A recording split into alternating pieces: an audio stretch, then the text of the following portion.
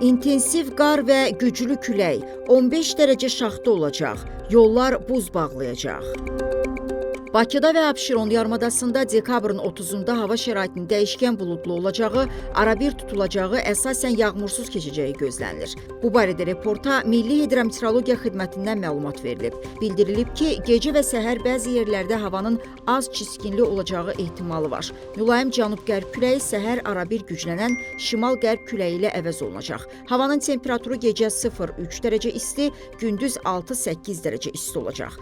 Azərbaycanın rayonlarında hava şəraitinin bəzi yerlərdə arabir yağıntılı olacağı, qar yağacağı gözlənilir. Gündüz hava əsasən yağmursuz keçəcək, qərb küləyi bəzi yerlərdə arabir güclənəcək. Havanın temperaturu gecə 1-6 dərəcə şaxta, bəzi yerlərdə 2 dərəcəyə qədər isti, gündüz 6-10 dərəcə isti, dağlarda gecə 7-10 dərəcə şaxta, yüksək dağlıq ərazilərdə 11-15 dərəcə şaxta, gündüz 3 dərəcə şaxtadan 2 dərəcəyə qədər isti olacaq. Gecə və səhər bəzi dağlıq ərazilərdə yolların buz bağlaması ehtimalı var.